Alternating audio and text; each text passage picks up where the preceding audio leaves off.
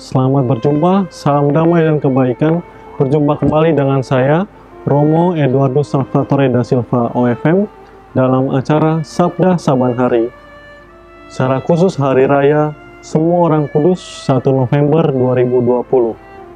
Saudara-saudaraku yang terkasih dalam Tuhan Yesus Kristus, hari ini kita akan bersama merenungkan satu tema yang sangat penting, yakni menjadi orang kudus zaman now atau zaman kini, zaman sekarang. Dan kita akan merefleksikan kali ini dari kutipan Injil Matius bab 5 ayat 1 sampai 12a. Maka marilah kita memulainya dengan mendengarkan, merenungkan dan meresapi sabda Tuhan hari ini untuk kita semua. Ketika Yesus melihat orang banyak itu duduk, datanglah ia ke atas bukit, dan setelah ia duduk, datanglah murid-muridnya kepadanya. Maka Yesus pun mulai berbicara dan mengajar kepada mereka, katanya, "Berbahagialah orang yang miskin di hadapan Allah, karena merekalah yang empunya kerajaan surga. Berbahagialah orang yang berduka cita, karena mereka akan dihibur. Berbahagialah orang yang lemah lembut, karena mereka akan memiliki bumi. Berbahagialah orang yang lapar dan haus akan kebenaran, karena mereka akan dipuaskan. Berbahagialah orang yang murah hatinya, karena mereka akan beroleh kemurahan. Berbahagialah orang yang suci hatinya, karena mereka akan melihat Allah. Berbahagialah orang yang membawa damai, karena mereka akan disebut anak-anak Allah. Berbahagialah orang yang dianiaya oleh sebab kebenaran, karena merekalah yang empunya kerajaan surga.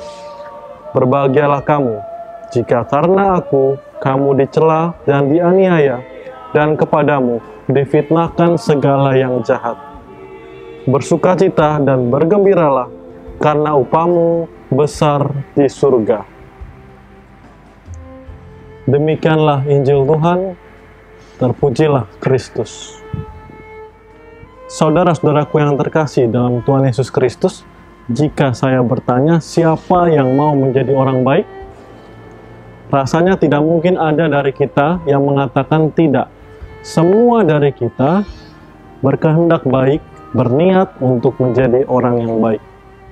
Tapi pertanyaannya adalah, baik di hadapan siapa? Baik di mata siapa? Nah, seringkali dalam banyak pengalaman kita, orang baru mau terlihat baik di hadapan sesama manusia saja, di hadapan orang lain. Sehingga seringkali hanya fokus menunjukkan hal-hal yang luaran supaya mendapatkan respek dari orang-orang di sekitar kita. Belum masuk ke dalam hal yang lebih dalam, yakni baik di hadapan Tuhan. Tak heran, misalnya saja, banyak politisi akan nampak baik semua sebelum momen pilkada dan terlihat memperhatikan kepentingan rakyat. Padahal setelah terpilih, ingat rakyat saja tidak, apalagi mau berjuang untuk kepentingan mereka. Singkatnya, orang zaman now, zaman kita ini, masih berjuang tampil baik sekedar luarannya saja, tidak didorong oleh motivasi yang murni dari batinnya yang melayakannya juga di hadapan Allah sendiri. Orang masih pusing untuk mencari banyak sensasi daripada melakukan kasih yang sejati. Saudara-saudaraku yang terkasih, panggilan menuju kekudusan sesungguhnya merupakan tugas dari setiap orang yang dibaptis, termasuk kita semua ini.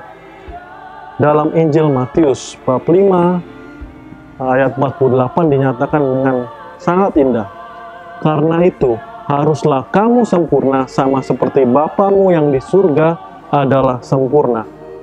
Maka hidup seperti Allah, hidup seperti Yesus menjadi cita-cita yang perlu diperjuangkan oleh setiap dari kita. Bukan sesuatu yang muluk-muluk, bukan sesuatu yang jauh, bukan sesuatu yang hanya dilakukan oleh orang-orang tertentu, para imam, biarawan-biarawati misalnya. Sementara awam, ya masih banyak dosa lah, biasa banyak begitu kita katakan. Tidak. Semua dari kita rentan terhadap dosa, tapi semua dari panggilan kita menyatakan dan tertuju pada panggilan menuju hidup baik dan hidup kudus di hadapan Allah. Saudara-saudaraku yang terkasih, Apakah mungkin menjadi orang kudus di zaman sekarang? Apalagi banyak godaan sana-sini, kiri kanan buat kita pusing dan membuat kita jadi sulit untuk menampilkan diri yang asli, yang sejati, yang menunjukkan bahwa Tuhan baik dalam hidup kita, yang menunjukkan bahwa Tuhan sungguh-sungguh berkarya dalam kegiatan-kegiatan kita. Dan Tuhan selalu punya pesan dalam pengalaman hidup kita yang terbatas ini.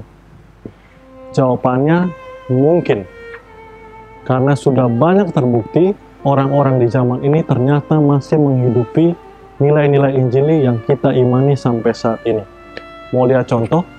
Kita masih ingat kisah tentang Ibu Weni, seorang korban dari peristiwa naas bom Surabaya yang terjadi sekitar tahun 2018. Kita masih ingat tragedi yang sangat memilukan itu. Di hadapannya, dua putranya yang terkasih yang masih kecil-kecil tewas karena peristiwa bom bunuh diri yang dilangsungkan oleh sebuah keluarga yang mengatasnamakan terorisme dan radikalitas agama. Nah, saudara-saudaraku yang terkasih, yang menarik apa yang terjadi kepada Ibu Weni pasca peristiwa itu? Nah, dalam kacamata iman, Ibu Weni menyatakan dengan tegas, lurus, terbuka, juga di hadapan Allah sendiri, di dalam nuraninya sendiri, dan di hadapan publik dia nyatakan, saya memaafkan pelakunya yang menewaskan dua putra yang sangat saya cintai. Nah, kalau di hadapan seperti itu, pengalaman Ibu Weni berani memaafkan saudara-saudara kita yang bersalah itu bukan karena hasil kehebatan Ibu Weni, tapi karena Ibu Weni belajar dari Kristus sendiri yang berdoa bagi orang-orang yang menganiaya dan menyakitinya sedemikian rupa. Itu, orang zaman sekarang ternyata masih ada yang bisa secara jelas menjalankan perintah Injil Yesus sendiri. Sekali lagi, iman Kristen bukan sesuatu yang begitu ideal, yang begitu sulit untuk kita capai, sampai kita lupa bahwa hidup kita sehari-hari adalah langkah demi langkah untuk menjadi orang kudus zaman sekarang. Bukan menjadi orang kudus seperti selalu santo-santa yang kita mohonkan doanya untuk kita semua, tetapi orang kudus dalam konteks kehidupan kita sehari-hari yang sangat unik dan istimewa. Dalam surat Rasul Yohanes disebutkan, setiap orang yang menaruh pengharapan itu kepadanya menyucikan diri sama seperti dia yang adalah suci. Nah, dalam bacaan kedua ditegaskan demikian, bahwa panggilan menuju kesucian adalah panggilan dari kita semua.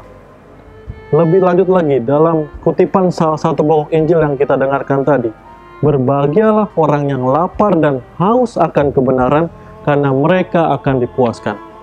Persis disinilah saudaraku, lapar dan haus atau segala keinginan daging kita menyangkut hal-hal yang duniawi memang memuaskan, tetapi sifatnya hanya sementara. Yesus menegaskan bahwa ketika kita mencari kebenaran, apa yang sesungguhnya sungguh-sungguh sesuai dengan nurani yang Yesus ajarkan kepada kita, disitulah kita menjadi puas, sungguh-sungguh puas. Hari ini Tuhan mengingatkan kita bahwa jika kita ingin hidup yang puas, yang layak di hadapan Tuhan, kita harus mencari kebenaran dan melakukan apa yang benar itu. Bukan sekedar mengetahui, tetapi menjadi pelaku kebenaran, menjadi pelaku firman Tuhan. Nah, sebenarnya sederhana saja. Misalnya saja seorang siswa akan lebih puas dapat nilai 6 bagi teman-teman, adik-adik. Dapat nilai 6 lebih puas dengan hasil kerja sendiri daripada nilai 9 dari hasil mencontek. Seorang beriman yang sejati akan lebih tenang berpenghasilan yang cukup dengan bekerja jujur dibandingkan memperoleh uang hasil dari korupsi. Nah, saudara-saudaraku, akhirnya ini gambarnya seperti kata band legendaris Indonesia ya. Slang pernah bernyanyi begini, hidup sederhana, tak punya apa-apa tapi banyak cinta, hidup bermewah-mewah, punya segalanya tapi sengsara, seperti para koruptor. Ini kuncinya saudara-saudara. Kelihatannya sederhana, Hidup sederhana, tak punya apa-apa, tapi banyak cinta. Itulah kebenaran. Hidup bermewah-mewah, punya segalanya, tapi sengsara karena tidak jujur dengan nuraninya. Inilah kunci dari permenungan kita hari ini. Simple tapi sangat mendalam untuk kita renungkan di kemudian hari. Menjadi orang kudus zaman sekarang mungkin dilakukan. Hanya dalam rahmat Tuhan dan penyerahan diri yang total, membaca sabdanya lebih dalam lagi, mengasah nurani kita, sehingga kita selalu bisa memilih yang benar dan baik di hadapan Tuhan, bukan sekedar di hadapan manusia.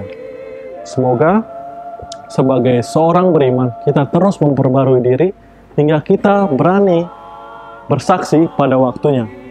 Bila saatnya nanti ku tak berdaya lagi, hidup ini sudah jadi berkat. Semoga hidup kita sungguh-sungguh menjadi berkat bagi siapapun yang ada di sekitar kita. Tuhan memberkati kita semua.